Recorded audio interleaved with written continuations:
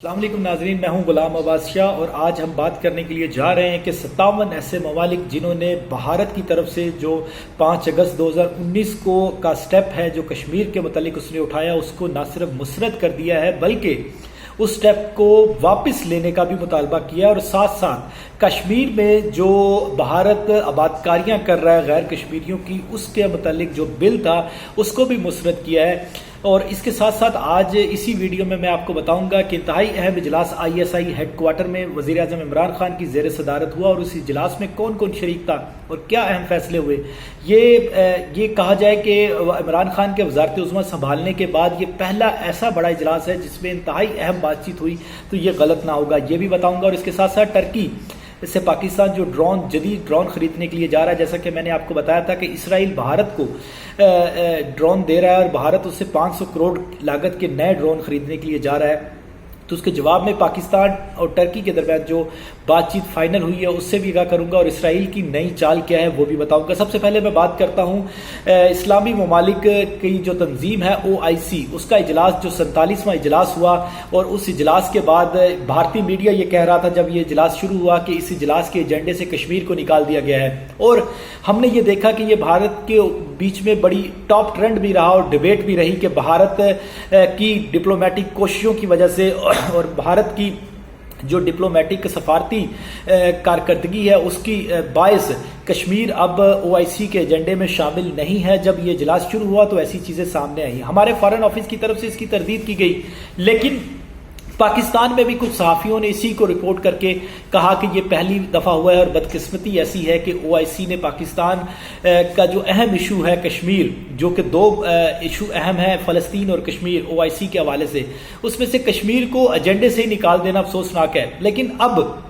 یہ چیز تو واضح ہو گئی اور بھارت کی امیدوں پر پانی، نہ صرف بھارت کی امیدوں پر پانی پھر گیا بلکہ وہ لوگ جو کہ بھارت کی امیدوں کو سوچ کر پاکستان میں جو ہے وہ پراپیگنڈا پھیلا رہے تھے، ان کی امیدوں پر بھی پانی پھر گیا۔ پہلی دفعہ یہ ہوا کہ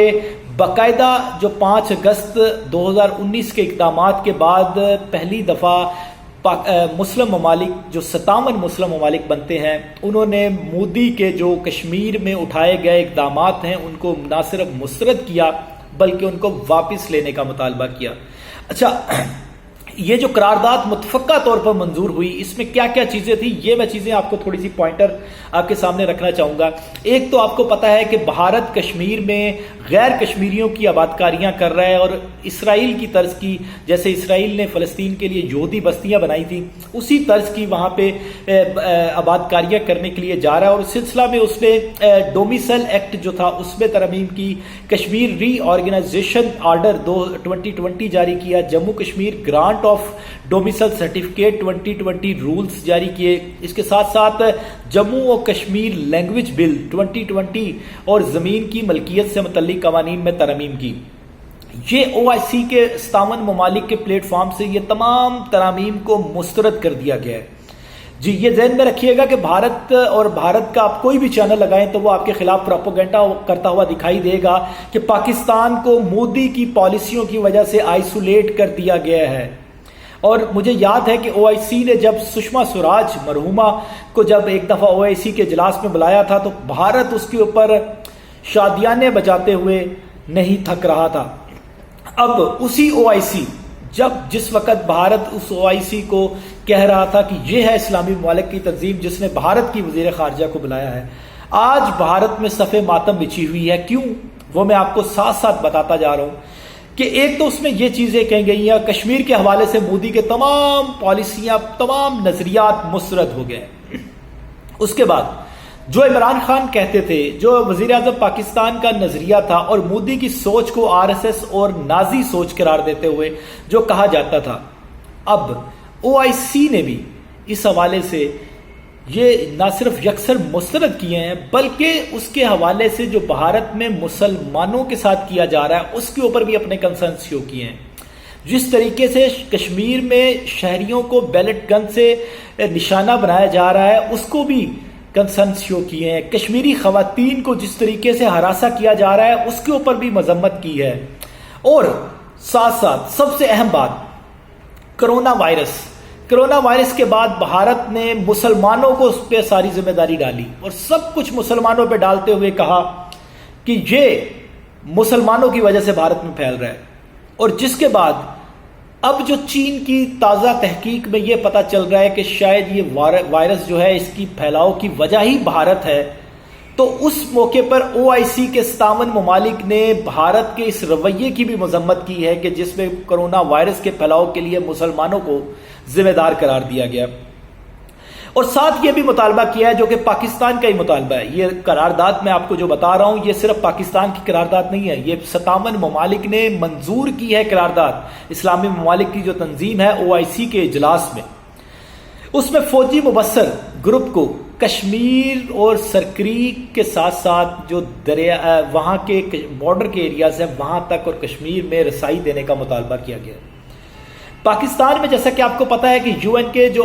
ملٹری آبزرورز ہیں ان کو مکمل ایکسیس ہے کہ وہ آزاد کشمیر میں کہیں پہ بھی جا سکتے ہیں، لیکن بھارت کشمیر میں ان کو رسائی نہیں دیتا، جس کا مطالبہ کیا گیا ہے. اور ساتھ ساتھ دریائی پانی سمیت تمام تنازعات عالمی قوانین اور ماضی کے معاہدات کے مطابق حل کرنے پر بھی زور دیا ہے OIC کے 57 ممالک نے. پانی کا تنازع آپ کو پتہ ہے سندھ طاس معاہدے کے بعد جو معاملات چل رہے ہیں اس کو بھی انٹرنیشنل قوانین اور جتنے بھی تنازعات ہیں ان کو جو ماضی میں بھارت اور پاکستان کے درمیان معاہدے ہوئے ہیں ان کے مطابق کرنے کے حوالے سے کہا گیا ہے کہ اس کے اوپر بھارت عمل درآمد کروائے. اور UN سے یہ مطالبہ کیا گیا ہے کہ وہ اپنا خصوصی ایلچی مقرر کرے کشمیر کے متعلق. OIC نے پہلے ہی کیا ہوا ہے. یہ ساری چیزیں بھارت کے لیے کسی ڈراؤنے خواب سے کم نہیں تھی، کیونکہ بھارت یہ سوچ کے بیٹھا تھا کہ شاید OIC کے اجلاس میں کشمیر ڈسکس ہی نہیں ہوگا، اور شاید جیسا کہ مودی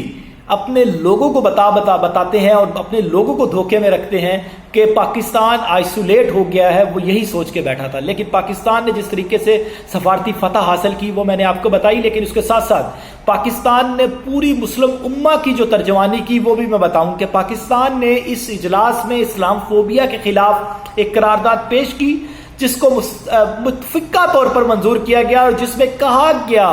پوری دنیا سے کہ 1 ارب 80 کروڑ سے زائد مسلمانوں کے جذبات مجروح ہو رہے ہیں آپ کی حرکتوں کی وجہ سے، فرانس کے جو سٹیپس سے ان کی وجہ سے. اور ساتھ ساتھ اس قرارداد میں یہ بھی کہا گیا کہ ہر سال 15 مارچ کو اسلام فوبیا کے تدارک کے لیے عالمی دن کے طور پر منایا جائے گا. یہ پاکستان کی بہت بڑی کامیابی تھی. اس کے ساتھ ساتھ کل ایک اجلاس ہوا اور اس اجلاس میں وزیر اعظم Imran Khan ISI headquarters گئے، ان کے ہمراہ جنرل باجوہ بھی تھے، آپ نے دیکھا میزبان جنرل فیض حمید ISI کے سربراہ جو ہیں وہ تھے. کچھ پوائنٹرز ہیں اور یہ اجلاس کتنا اہم تھا وہ میں آپ کو جلدی آپ کے سامنے رکھوں گا. عمران خان نے جب سے وزارت عظمیٰ کا جو منصب ہے سنبھالا ہے اس کے بعد یہ اجلاس سب سے زیادہ اہمیت کا حامل تھا، کیونکہ اس اجلاس میں جو لوگ شریک تھے ان کے نام میں آپ کو بتا دوں. اس اجلاس میں joint chief of staff committee general Nadeem Raza, army chief تو آپ نے دیکھا ہی جنرل قمر جاوید باجوہ ان کے ساتھ تھے، air chief marshal Mujahid Anwar Khan, naval chief admiral Muhammad Amjad Khan Niazi, اور اس کے ساتھ ساتھ chief of general staff lieutenant general Sahir Shamshad Mirza, اور سول قیادت کی طرف سے شاہ محمود قریشی اور اسد عمر بھی اس اجلاس میں موجود تھے، جس میں پاکستان کی سول اور عسکری قیادت نے ریجن کی صورتحال اور جو ابھی پاکستان کے اوپر مختلف طرح سے دباؤ ڈالا جا رہا ہے، چاہے وہ اسرائیل کے حوالے سے ہو یا باقی بھارت جو پاکستان میں دہشت گردی کے منصوبہ بندی کر رہا ہے، ان سارے معاملات پر بات ہوئی. اور یہ اجلاس ہوا اس فیصلے کے بعد جس میں تمام پاکستان کی انٹیلیجنس ایجنسیوں کو ISI کے سربراہ کے ماتحت کیا گیا تاکہ بھارت کے جو ناپاک عزائم ہیں ان کو ناکام بنایا جا سکے. اس اجلاس میں بہت بڑے بڑے فیصلے ہوئے ہیں اور وہ آنے والے دنوں میں آپ دیکھیں گے، آپ کو نظر بھی آئیں گے. اب